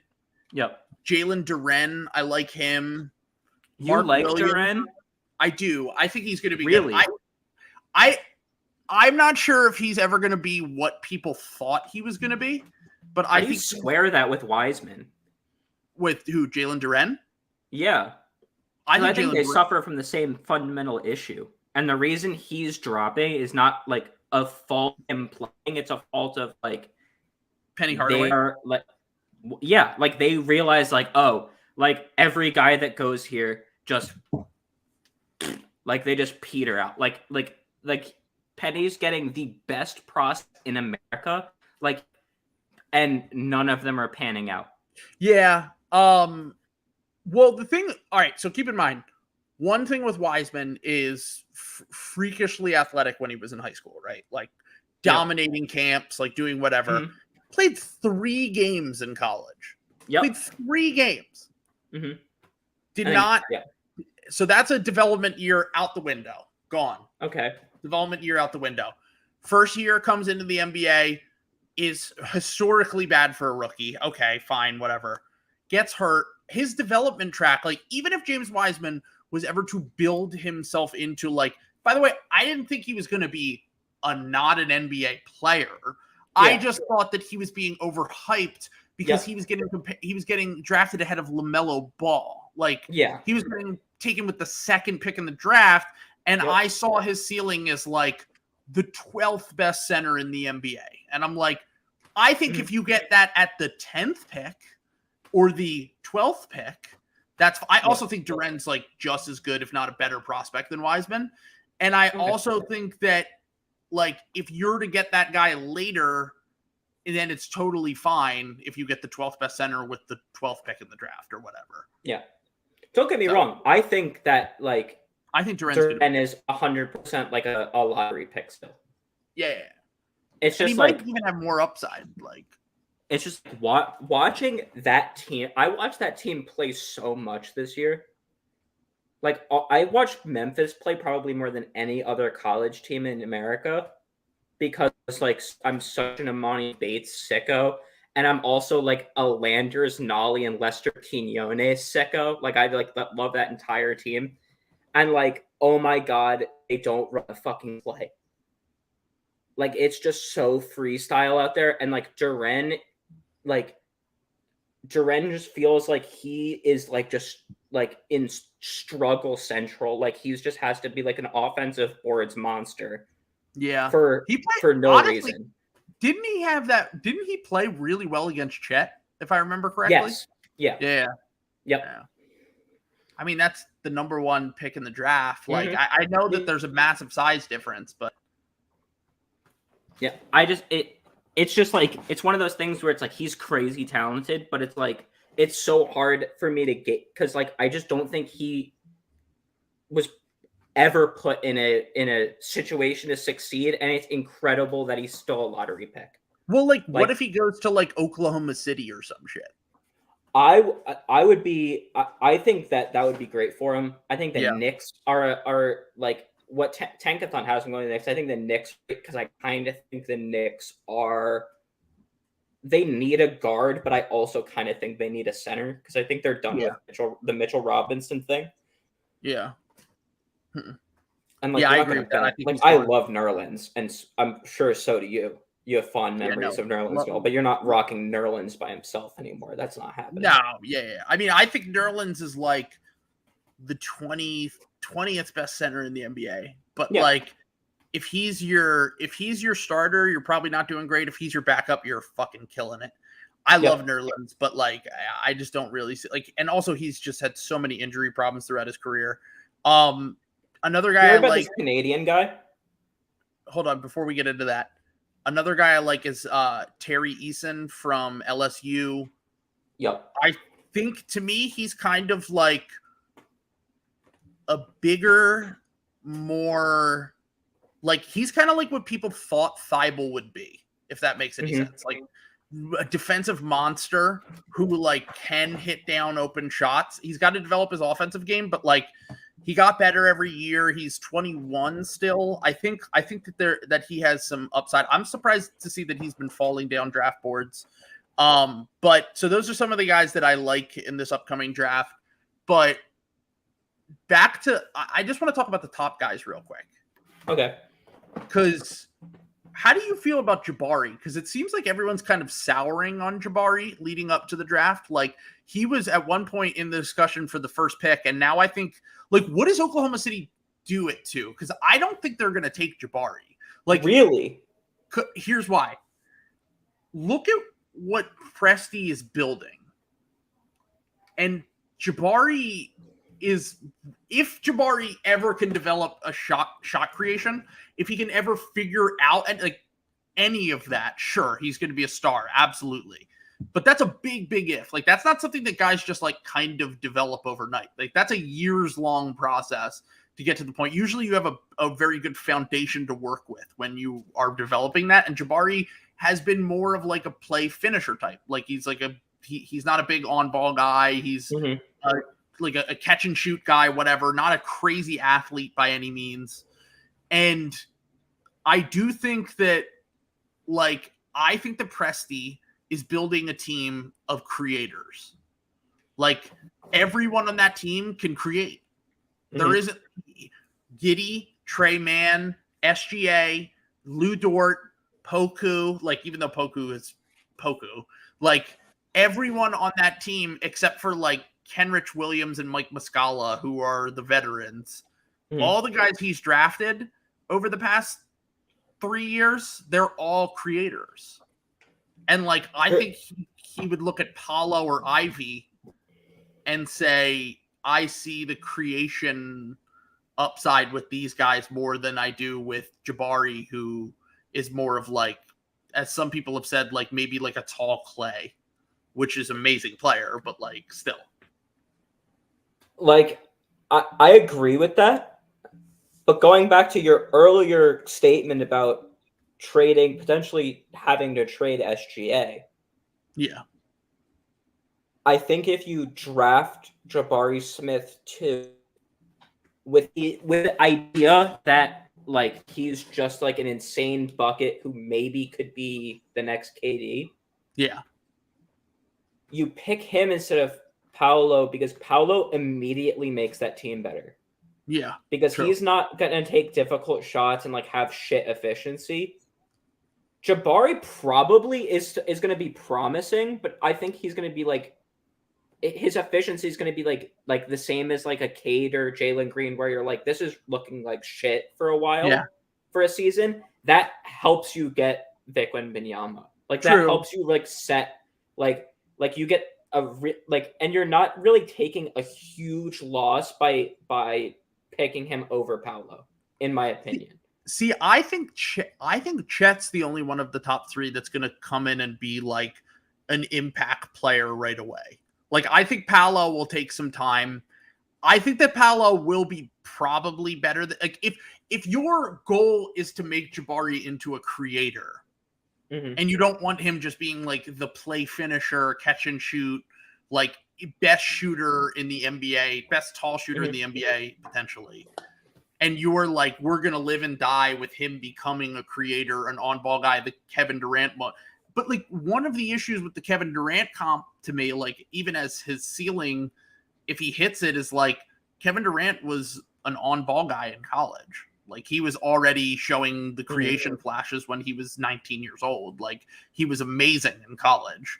And Jabari, yeah, maybe it was just situational, but like from everything I've heard, like the handle isn't great. He's not that athletic. He's just kind of like just an insane shooter for someone his size and a good defender. I think he's pretty athletic. No, did Gavoni say something bad about him? No, Gavoni said he was athletic, but everyone pushed back on that. They were like, he's actually not that athletic.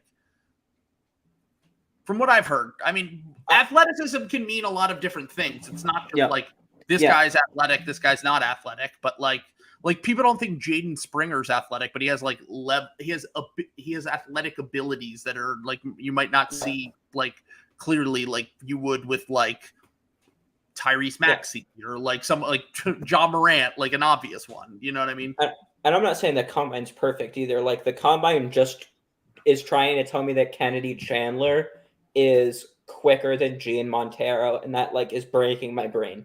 Like that doesn't work at all. Like that dude is like one of the fastest guys I've ever seen play basketball. Like Gene Montero? On like De'Aaron Fox tier fast. Yeah, that dude is absolute like lightning. Like that's like I'm surprised you're not a big Jaden Ivey guy because I am a big Jaden Ivey guy. Okay, all right. I was gonna say Jaden Ivey. The reason I'm not if you notice from none of the guys that I chose are supposed to be in the lottery. Right. Of course. It's a some guys selects. I don't do lottery picks in the Parm's picks because I believe lottery picks should be a good basketball. player. Gene Montero, David Roddy, who is from Colorado State, who's thick Jamal Murray. I love him so much. He's so good. I have to retract my earlier statement. He's not the biggest toss in the draft. He's number 2. Who's number 1? Kenneth Lofton Jr. is in the draft. Oh, Kenneth Lofton Jr., who and he is just an absolute what? All right, we got to bring up a picture of Kenneth Lofton Jr. For those who have not seen this man. He's so beefy. I watched him play in did you see any highlights from him in the Elite game? Hold on, I need to share my screen here. Like outrageous. Like just outrageous. Like you're going to look at this guy and then I'm going to tell you that he is one of the most like insanely limber and athletic passers. There we go. And he looks like that. Like he's just a meatball kind of guy. He's like a bowling ball, dude. I am shocked that this dude is he's going to get drafted, right? Yeah, and he is so agile. Like it's crazy. Look at that. Yeah. Look at these two. Nuts. He could eat Chet. Dude, so is Kenneth Lofton Jr. Yeah, can he play center field for the Bills? It's true. I did think that was Kenny Lofton's kid when I I also thought it was Kenny Lofton's kid. Yeah. But I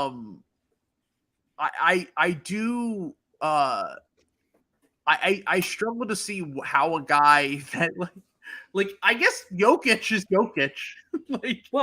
So my comp for him is that he's young thrill sap. Oh, okay. So he's got Paul, who was also a second round pick. Paul Millsap. Yeah, same college too. He went to the same college? Yeah, both of them are Louisiana Tech, I believe. Oh, comeback trail. Miami just cut the lead to 26. Sorry. Yeah. Yeah. Okay. All right. That's 48 points. That's not on the third. What's that?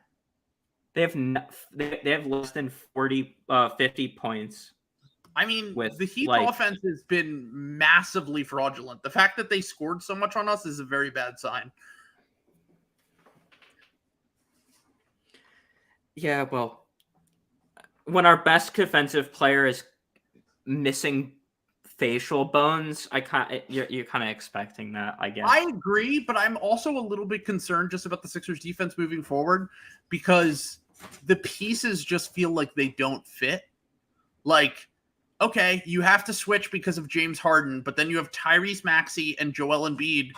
Tyrese Maxey cannot switch onto bigger guys, and Joel Embiid should be a running drop coverage. So, like, it feels like that is a very problematic thing for certain matchups in the playoffs for us, is my point. And then people are clamoring to add Brad Beal to this team. Why? Yeah, and so you can watch Brad Beal score 17 points per game. That's like going to do it for you. You're going to be so fucking torqued to watch Brad Beal put up 16 with 3 assists. Yeah. I have talked myself out of Brad Beal, although if it were to happen, I would talk myself back into it immediately because that's what I do. 100%. I have to just to live with myself. But the one thing I will say is, and I don't, once again, no one yell at me. I'm not saying we're going to trade Tyrese Maxey. But Marty and I talked about this after the podcast last night, after we recorded. If Utah went to, and I know Donovan Mitchell's a fucking miserable defender too. I don't think he's as bad as he's been in Utah. I think he just doesn't want to be in Utah. And I don't like if Donovan Mitchell gets traded to the Miami Heat tomorrow, he becomes an average. He plays defense. Yeah. Average defender. I think, yeah, because like a human being only has so like you see this like in every sport like that has offense and defense, and one player has to do both things. Like you see it in basketball, you see it in soccer. Sure. Like when you are the only guy they can count on for offense, the defense is going to have to take a back seat. Like, you're going to have to slack to make up for how much effort you have to put in on the offensive end. And they're going to target you too to try to tire you out.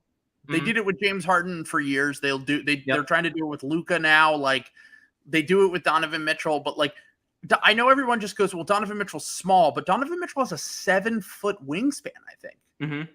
He's 6'2" with a 7-foot wingspan. Like, but my point on this was, if the Jazz called and said, we want Maxey, we want Tobias to make the money work, we want all your picks and swaps that you can give, and then we want like Springer or Reed or whatever of those prospects, I think Morey would do it for Donovan Mitchell. As long as he throws it, as long as the Jazz are willing to play a little Morey ball and like give him Royce O'Neal. That's literally exactly what Marty said. Marty said, yeah, I'm Marty pilled. I listen to the pod. Like, I'm Marty pilled. Like, I agree. Like, it's all about like, he's going to do, like, I'm fine with that, but Morey is going to make a weird like, it's going to be like ideally Royce, right? That's the ideal, but like, for sure, he also might be like a dirty fucking hound and get like Is Mie Oni still on the Jazz? I don't know if he is, honestly. No deal without Mie. Yeah, he's still on the Jazz. Yeah, like, it's gonna be something dumb like that. Like, he's gonna he's gonna do Morey shit. Also, I had no idea he just randomly changed his number mid-season this year. Literally no one. I don't think anyone cared or noticed, but like, no one good knows for him. or cares. 100%. But I just want to say that Morey would do that because he would say, first off, Joel likes Donovan Mitchell. They get along. Mm-hmm. I know that Morey definitely watches like Ben Taylor videos. I feel like he's like on Thinking Basketball and like checking out those sometimes. 100% chance he's come across those. And Ben Taylor thinks that like Donovan Mitchell is like a god, dude. Ben Taylor loves Donovan Mitchell.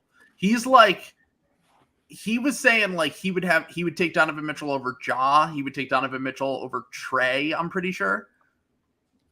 Yeah. Yeah. He thinks that like Donovan Mitchell is like the next great offensive engine other than the guys who are already obviously like the Lukas and whoever. I see it. I mean, he's made a team that like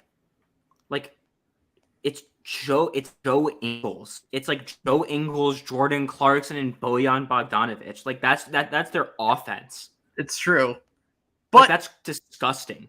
But as someone brought up to me, like, if you were to build just with offense in mind for Donovan Mitchell, if you were like, yeah, Daryl absolutely watches Thinking Basketball. I agree.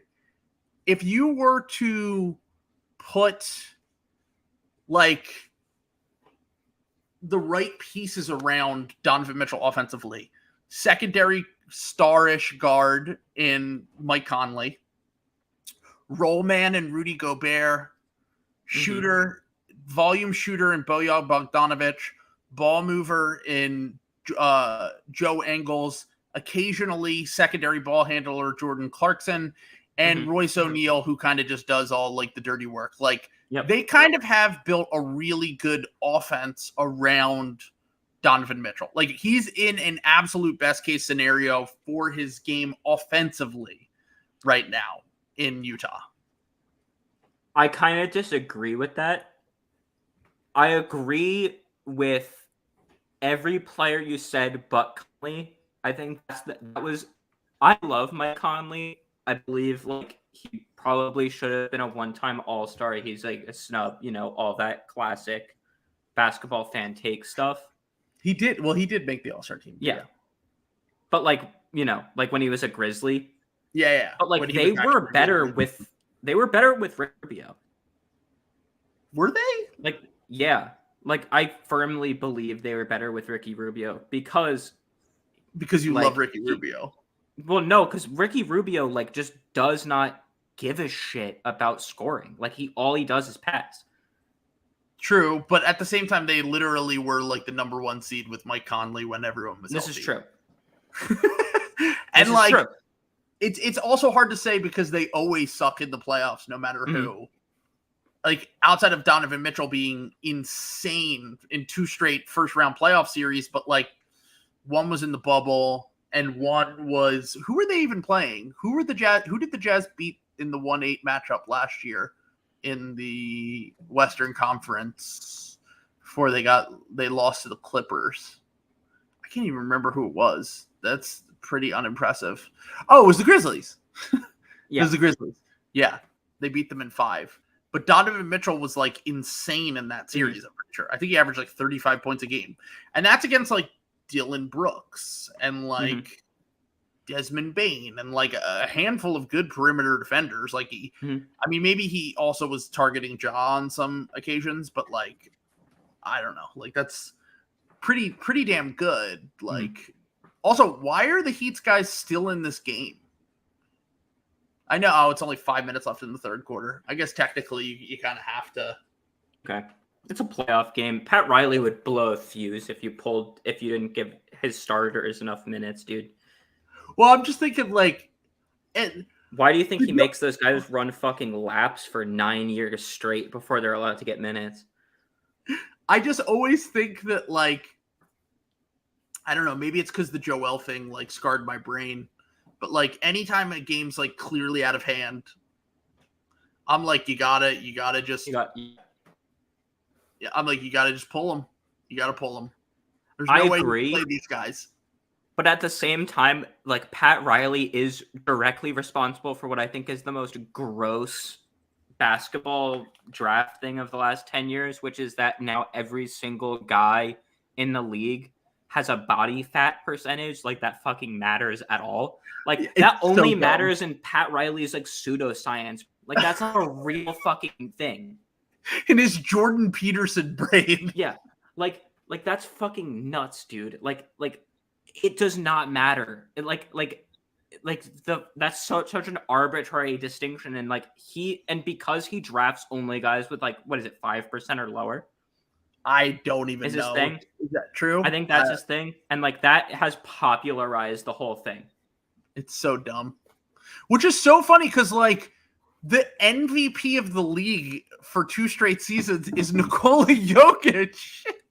Luka Doncic is literally the best player left in the playoffs. Like Doncic is drinking beers at like what? That fucking tweet was posted at like noon Eastern of him drinking beers. So what is that, 8 a.m.? Yeah, apparently it was old, but yeah. Oh, okay. They said that Luka said it was an old picture, but then he played like he was drunk last night, so it's hard to tell. Maybe he really is the next Jordan, dude. He's getting drunk before games. Does he gamble? Is he gambling on his own games? Oh, please. That would be so funny, but also very sad, and I'm 100% buy it. Didn't you know the Miami Heat are the only team that conditioned athletes? It's true. The Miami Heat have figured out just stay in shape and you'll make it to the Eastern Conference Finals. Also, they hired Jillian Michaels as their team trainer. Also hire Pascal Siakam to take out the other player's best player or other team's best player, and you'll make it to the Eastern Conference Finals. It's amazing. It's amazing what you can do with hard work and the mentality of Tanya Harding. Also, I'm seeing that Luka seems like a roulette guy. What's the game that only European gamblers play, like Baccarat? Yeah. He probably is like obsessed with Baccarat. Like he's just like he finds like one table that like Tillman Fertitta owns in Galveston, and he's like maining that shit. Oh, that's amazing. My friend was in Vegas last week, and he was taking redacted and redacted. I can't really say what he was taking, but he was in Vegas, so doing Vegas things, and he was playing craps, and that was just like the funniest thing to me. Like I used to go to the casino when I went to Vegas, and I just remember like everyone was getting like shit housed. They were on whatever, like people are doing crazy shit. And the last thing I want to do is like let me risk spending all of the money in my. Like, I want to blow my entire net worth on craps tonight. I want to not be able to pay a cell phone bill tomorrow. I want to potentially ruin my life with my boys in Vegas this weekend. It's gonna be a good time. We went there for the bachelor party. I came out $50,000 in debt, and Pat Riley said he's gonna break my legs if I don't pay up.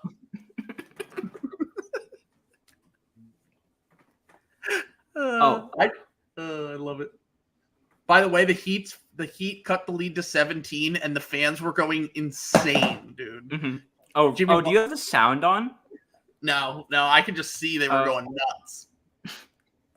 Also, my cat is pissed. He's knocking things over because I didn't feed him. He's literally knocking over my fucking video games. Oh, may I use your platform for a serious question? Yes, absolutely. 100%. Okay. I'm ordering food, so just keep going. So this podcast is viewed by some influential draft basketball minds who answered my previous question about a Marcelo. I have another guy for you. Why has no NCAA team in America went to Korea and gotten Jun Seok-Yeo? It blows my mind. It makes no sense to me. I have no idea who that is, but so, and that's completely understandable because I was an unemployed insomniac during the Summer Olympics. So I watched like a shitload of international basketball, and this dude has been on my mind for like a calendar year now. And I can't stop thinking about him because I was watching this guy. He went to like a public high school in South Korea. He was like 18 or 19 years old and goes and plays for the men's senior national team against grown men at Olympic qualifiers. This dude is dunking from the free throw line. He's 19 straight out of high school. He's playing with adult men professional basketball players in an Olympic like FIBA entry tournament. Marcus Smart just ended Max Strus's life, by the way, if you want to catch this. He caught a body. Absolutely caught a body. Oh, Jesus Christ. Yeah, dude. Max Strus now has to go back to DePaul or wherever he went to school. Not even the best DePaul player in history. No, did he go to DePaul? Yeah, he went to DePaul. After he went to Lewis University, the D2 institution that I had to hear about 9,000 times during God, he went to D2 too? Oh my God. So they have a D3 guy and a D2 guy who both transferred to real programs. Gross. Christ. This is the sloppiest slop of all time. So basically you're talking about Korean Zach LaVine. Jumping from the free throw line. Carter. Like he's like just absolutely yamming on dudes. And, like, do I think that he is, like, Giannis? Like, do I think that he's, like, Joel Embiid, like, he's the next great international player? Probably not. But, like, I just don't understand why, like, this dude is 18, 19 years old playing against grown men in a international basketball competition. Mm-hmm. Like, this dude's not even in Patriot League. Like, where, what's up? Like my alma mater is going and scouting the 9th man off the bench for Montverde. Like they're getting a suburban white 6'6" former high school lineman to play center. Like also you got to think about it like this. Although can you sell apparel in college now because of the NIL stuff? I mean, I would have to imagine so. I think you probably can, right? Yeah. Almost definitely now. So if that is the case, and I have to imagine the Koreans less the NCAA and NIL shit does. Yeah, I mean, if we're disgusting Cretans who love entertainment and they're a normal functioning country. True, but you could do the Washington Wizards thing where you just draft guys or you just recruit guys. Yeah, from St. Mary's does that with all Australian guys. Every good Australian dude plays for St. Mary's. except for like the top guys. I was gonna say except for like Ben Simmons and Dyson Ben Simmons, Daniels, but like they had Jock Landale. He was on the Spurs now. Oh, I know Jock Landale. Yes, I am very familiar with Jock Landale. Like a bunch of point, weren't we like looking at Jock Landale and Drew Eubanks as like potential like maybe the Sixers could get them, and then we got DeAndre instead, and we were like, fuck. Gross. Literally worst case scenario. Existential crisis. Stop the stream to YouTube Korean Zach LaVine or not. I mean, look, you can go on your phone, or if you have a computer, do that. I won't be offended. I won't be offended if you have to stop the stream to go look at Korean Zach LaVine. I just want to know where like a mid-major program is getting off and being like, we're not interested in like any like. I would take the shitty give me the shittiest Olympic national team out there. Like I don't go get me like if there's an 18-year-old playing for Iran in the Olympics with Hamed Haddadi, like, and I'm just a shit like low end of D1 program, like I am shitting my pants for that guy. Like I don't even understand like you're getting like who are you competing with? Like you're competing with like other small schools getting like the dregs of like good AAU teams. It's true. Yeah. I mean, honestly, is this a market inefficiency that you've discovered? I don't know. It's like either I'm the dumbest dude alive, like I'm just an absolute man, or I'm a genius. Like there's like I don't understand. I think you're a genius. So I think we should. I think we need to get. And I think I'm a moron. So like I don't even know.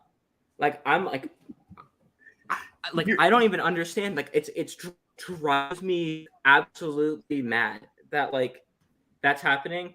And then at the same time, they have the Canadian guy, the Canadian high school guy who's supposed to now go in the first round. An emergency here. Duncan Robinson has entered the game for the first time. Oh really? Yep, he's in. They're about to go down by 60, dude. So Duncan Robinson just forgot how to shoot, I guess. He literally just clanked 2 threes immediately. He's been a bad shooter, and he's been I think a lot of it's just like that's what happens when like your guy is just a shooting wing. Like he doesn't really add anything else. He's Steve Novak. But he was like JJ Redick for a season. Yeah. But like Steve Novak went absolutely fucking crazy for the Knicks that one year and got a huge contract. Yeah. I think funny. Once the shot stops hitting though, it's just you can't, he's unplayable. Like you can't have him figure it out on the floor. Because he's so bad defensively. Mm-hmm. And if no one's respecting the shot to run around screens and shit, Marcus Smart, he missed that one. But I mean, they're up 24. All right, my cat's getting fine piss. I'm gonna have to go soon. But he bullies me. But Duncan Robinson getting to the hoop, amazing. Mm-hmm. Yeah, a sick part of my brain was in a Tobias salary dump, could we maybe just get Duncan Robinson for free? Not to the Heat, but if we got a 4 to replace, if we got Jay Crowder or something to replace Tobias, and then we just got Duncan Robinson to come off the bench, but he makes $20 million a year. Mm-hmm. That's the problem. You're not going to pay a shooter $20 million a year who might not even be able to play in the playoffs anymore. Yeah, and for $20 million, if I'm getting a shooter for $20 million, I'd go get Gallinari. You get who? I get Danilo Gallinari because at least Gallo can pass a little bit.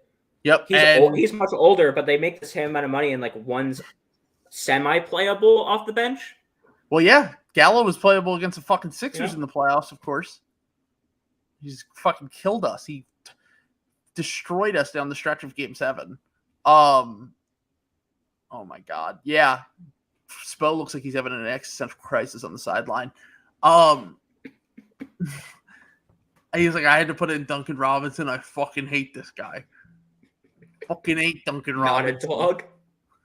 No, I had to put in a fucking He's a fucking golden retriever. He's honestly Duncan Robinson. Like the funny thing is like it was like really cute that they weren't playing Duncan Robinson when they were winning, and now it's like you have $20 million sitting on the bench and he can't play at all. Now it's not. Now it's not cute. I will say I'm looking forward to the offseason podcast when Zach Lowe does a whole segment on how amazing Pat Riley is for getting off the bad contract that he signed with Duncan Robinson. Like when they salary dump Duncan Robinson to like the Houston Rockets for like Eric Gordon or something, Zach Lowe will do like a 25-minute monologue about how Pat Riley's an innovative genius for signing a bad contract and then getting rid of it. He did that with Tyler Johnson, Hassan Whiteside, Dion Waiters, James Johnson, Justice Winslow. But sadly, Justice Winslow got hurt. Like I think Justice Winslow would have been. I'm glad that you and I are on the same page, and that Justice Winslow should be traded alongside Josh Hart for Tobias Harris. You know, could you imagine if the Blazers did all that? They were like, we're going to get rid of CJ McCollum, we're going to get rid of Norman Powell, we're going to get rid of Robert Covington, and we're going to get Keon Johnson and Tobias Harris. Be nice. We can be nice. We can throw in Jaden Springer. There we go. Tennessee reunion in Portland. Hey, you get someone who's at least got to be better than Keldon Blevins. Can't be worse. 100% better than Keldon Blevins. Oh, man. All right. We're still at 25-point lead going into the fourth quarter. I think this is about the time I'm going to call it quits tonight. I do have work in the morning, and also this game isn't entertaining at all. I was going to go the whole game, but now the game isn't entertaining, so what's the point? Yeah, this is like an absolute routing. Yeah. And I'm sure you're not trying to talk Leonard Miller. Let's talk Leonard Miller next time because I need to learn more about this man. The two guys going to be a Raptor. I need you. I've heard everyone's already said that. The two guys I need you to study up on and tell me about are Leonard Miller and Jalen Williams. Those are the two I'm interested in for next spot. Fucking Daniel just, I think, texted me the other day about Jalen Williams. Jalen Williams' athletic numbers are like off the fucking charts, dude. Yep. And but someone did bring up something earlier, and it was like upperclassmen with a BPM of 7 or less that have been drafted in the lottery or in the top 20 for the past like 6 years. And it was like, or maybe 10 years. And it was like, none of them turned out to be even rotation players in the NBA. So not great. Basically you have to be hyper productive to be a upperclassman. You're talking about the Santa Clara guy, right? Yeah. Okay. Cause there's two, there's the other one, there's the Arkansas one. And then there's the Santa Clara one. Are they both getting drafted?